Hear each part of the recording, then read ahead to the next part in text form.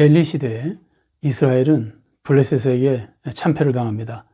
그리고 법궤도 빼앗기게 되고 제사장 엘리도 죽고 엘리의 두 아들 역시 제사장인 홈리와 비나스도 죽습니다. 나라가 정말 어려운 상황에 처한 겁니다.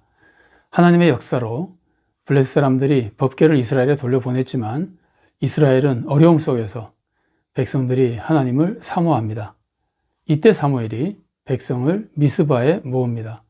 그리고 우상을 버리고 하나님만 섬기도록 가르칩니다. 그리고 백성을 정의로 다스립니다. 그리고 사무엘은 백성을 위해서 기도합니다. 그래서 이스라엘은 블레셋을 물리치고 나라의 회복과 평안을 누리게 됩니다. 세상의 소금과 빛으로 세워진 우리도 사무엘 같은 지도자가 되어야 됩니다. 교회와 나라에서 우상을 제거하고 정의를 세우고 또 교회와 나라를 위해서 기도하며 하나님의 구원 역사를 이루어 나가야 됩니다. 사무엘은 위대한 신앙의 지도자였습니다. 사무엘의 특별히 위대한 점 중에 하나가 바르게 살아갔던 겁니다. 사람은 다 죄인입니다. 죄를 짓습니다. 사무엘도 물론 죄인이고 죄를 짓습니다. 그러나 사무엘은 다른 사람들과 비교하면 정말 남달리 바르게 살았던 사람입니다. 성경에서 죄와 흠이 별로 많이 나타나지 않는 사람입니다. 예를 들어서 요셉이나 사무엘이나 다니엘 같은 사람들이 흠이 별로 나타나지 않은 사람들이라고 볼 수 있습니다. 사무엘은 이스라엘 백성이 왕을 구할 때 왕을 구하는 것이 잘못이라고 꾸짖으면서도 하나님의 뜻에 따라 왕을 세워줍니다. 사무엘은 왕을 세우고 자신이 지도자의 자리를 내놓으면서 자기는 나라를 다스릴 때 잘못한 것이 없다고 강조합니다. 이것은 잘못이 있으면 바로 잡으려고 하는 올바른 자세였습니다. 그러나 사무엘이 백성들에게 별다른 잘못이 없었기 때문에 백성들도 사무엘의 잘못이 없었다는 것을 인정합니다. 사무엘상 12장 3절과 4절 말씀입니다. 내가 여기 있나니 여호와 앞과 그의 기름 부음을 받은 자 앞에서 내게 대하여 증언하라. 내가 누구의 소를 빼앗았느냐, 누구의 나귀를 빼앗았느냐, 누구를 속였느냐, 누구를 압제하였느냐, 내 눈을 흐리게 하는 뇌물을 누구의 손에서 받았느냐. 그리하였으면 내가 그것을 너에게 갚으리라 하니 그들이 이르되 당신이 우리를 속이지 아니하였고 압제하지 아니하였고 누구의 손에서든지 아무것도 빼앗은 것이 없나이다 하니라. 사무엘은 제사장, 선지자, 사사의 사명을 감당하다가 백성이 왕을 구하니까 왕을 세워주면서 자기는 종교 지도자의 사명만 맡고 정치 지도자의 사명을 왕에게 넘겨주게 됩니다. 사무엘은 특히 권력으로 착취하지 않고 뇌물을 받지 않았다는 것을 강조합니다.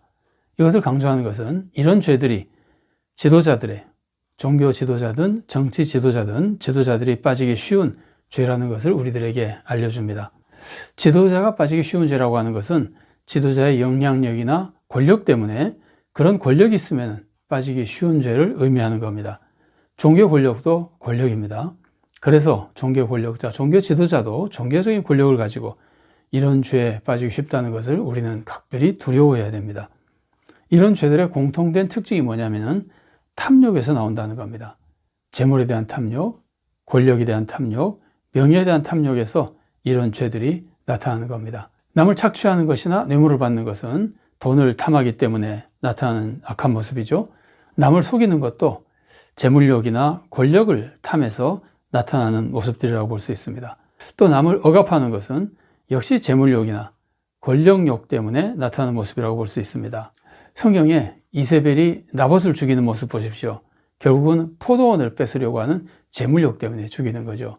혹은 왕의 명예를 높이려고 하는 권력욕도 포함되어 있다고 볼 수 있습니다. 또 헤롯이 세례 요한을 억압하고 죽인 것 보십시오. 권력과 명예를 지키려는 많은 사람들 앞에서 자기의 명예를 지키려는 권력과 명예욕 때문에 결국 세례 요한을 죽인 모습이라고 볼 수 있습니다. 사무엘은 정치, 군사, 종교 모든 분야에서 최고 지도자였습니다. 그런 권력이 있기 때문에 이런 악행을 저지를 수 있는 권력을 가지고 있었습니다. 그러나 사무엘은 악행을 저지르지 않았습니다. 사무엘은 바른 삶으로 위대한 지도자가 된 겁니다. 지도자는 능력이 있다고 되는 것이 아닙니다. 바른 삶이 있어야 됩니다. 먼저 올바르게 살고 바른 삶으로 사람들로부터 진정한 존경을 받을 수 있어야 됩니다. 특히 지도자의 권위와 지도력은 하나님이 주시는 겁니다. 그런데 하나님이 어떤 사람에게 지도력과 권위를 주십니까?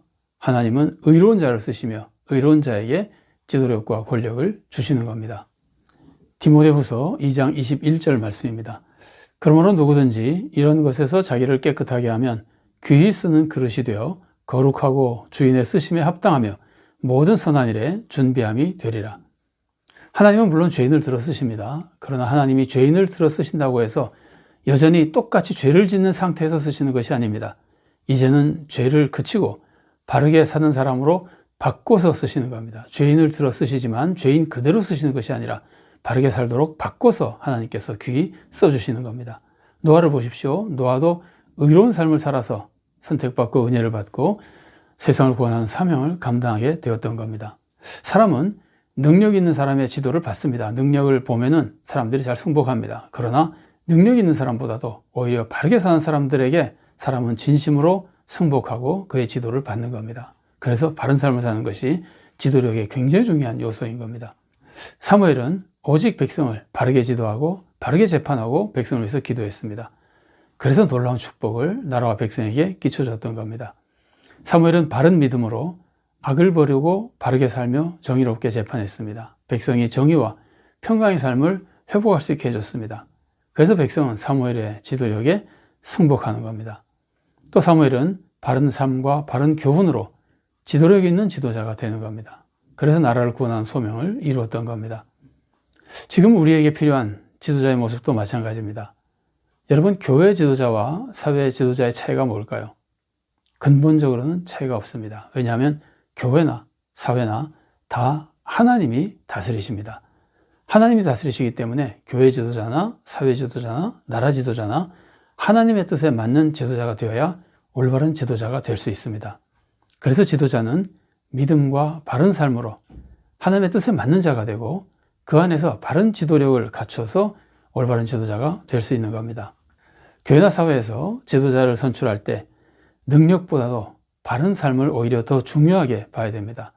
그러나 우리는 능력을 더 중요하게 보는 경향이 있습니다.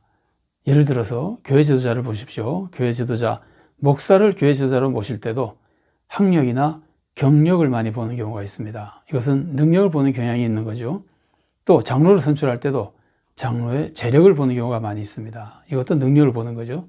교회에서도 지도자를 선출할 때 이렇게 능력을 먼저 보면 참 안 좋은데 이런 경향이 우리들에게 있는 겁니다.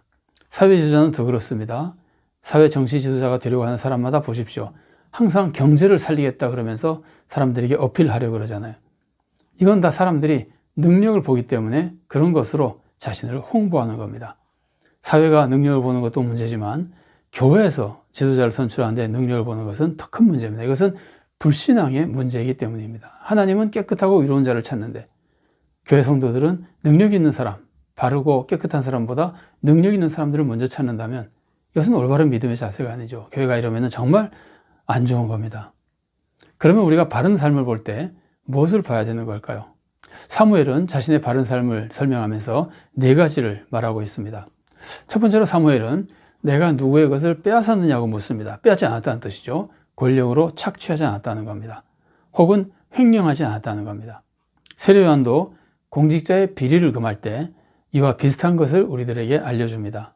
누가복음 3장 12절부터 14절까지의 말씀입니다. 세리들도 세례를 받고자 하여 와서 이르되 선생이여 우리는 무엇을 하리이까 하매 이르되 부과된 것 외에는 거두지 말라 하고 군인들도 물어 이르되 우리는 무엇을 하리이까 하매 이르되 사람에게서 강탈하지 말며 거짓으로 고발하지 말고 받는 급료를 족한 줄 알라 하니라. 그리고 사무엘은 내가 누구를 속였느냐고 묻습니다. 자기는 아무도 속이지 않았다는 거죠. 사람은 권력이 있으면 거짓으로 내 욕심을 채우려고 하는 실수에 빠지기 쉬운 겁니다. 백성은 사무엘이 속이지 않았다는 것을 가장 먼저 증언합니다. 지도자의 거짓말이 굉장히 무서운 죄라고 하는 것을, 탐욕을 채우기 위한 굉장히 무서운 죄라고 하는 것을 우리들에게 알려주고 있는 겁니다. 그리고 사무엘은 내가 누구를 압제하였느냐고 물어봅니다. 사무엘은 다른 사람을 압제하지 않았다는 뜻이죠. 사무엘은 지도력과 권력이 있었지만 다른 사람의 권리를 빼앗으며 압제하지 않았다는 겁니다. 다른 사람의 권리를 빼앗고 정의를 파괴하고 자기 욕심을 채우는 일을 사무엘은 하지 않았던 겁니다. 그리고 사무엘은 내가 뇌물을 받았느냐고 묻습니다. 뇌물을 받지 않았다는 거죠. 그러면서 사무엘은 내가 눈을 흐리게 하는 뇌물을 받았냐고 묻습니다. 뇌물을 받으면 사람이 눈이 흐려지고 정당하게 재판할 수 없고 정의로 다스릴 수 없고 정의를 세울 수 없고 악을 행하게 되는 겁니다. 그래서 사무엘은 이런 모든 악을 피했던 겁니다. 사무엘이 이렇게 바른 삶을 산 비결이 뭘까요? 사무엘은 늘 하나님과 교통하며 하나님의 뜻을 알고 하나님을 신뢰하며 하나님을 두려워하며 전적으로 하나님을 의지하고 하나님을 따랐기 때문에 이렇게 바른 삶을 살 수 있었던 겁니다. 하나님의 뜻을 알고 하나님을 신뢰하고 믿는 사람은 자기 욕심을 채울 수가 없습니다. 그것만이 아닙니다. 다른 사람의 뜻도 따를 수가 없습니다. 하나님을 알고 믿으면 하나님만 믿고 의지하지 다른 사람을 따를 수 없습니다. 그래서 사무엘은 이렇게 바른 삶을 살아가며 지도자 역할을 감당할 수 있었던 겁니다. 우리도 마찬가지입니다. 우리도 늘 하나님과 교통하며 하나님만 믿고 두려워해야 됩니다. 그러면서 내 욕심을 극복해야 되고 사람을 두려워하지 않고 사람의 말을 따르는 것이 아니라 하나님만 따르며 하나님의 상급을 바라보며 그 소망 속에 가정과 교회와 사회에서 다른 사람들을 속이지 말고 남의 것을 빼앗지 않고 뇌물이나 연고에 휘둘려서 정의를 버리지 말고 그리고 남을 압제하지 말고 교회에서도 성도들을 압제하지 않고 사회에서도 우리 이웃을 혹은 부하 직원들 혹은 다른 사람들을 압제하지 않고 특히 가정에서도 자녀나 배우자를 압제하지 않고 정말 하나님의 뜻대로 사랑과 정의의 삶을 살아가는 가운데 우리가 참된 지도력을 가지고 하나님이 기뻐하시는 구원 역사를 이루어가는 복된 성도로 살아갈 수 있기를 바랍니다.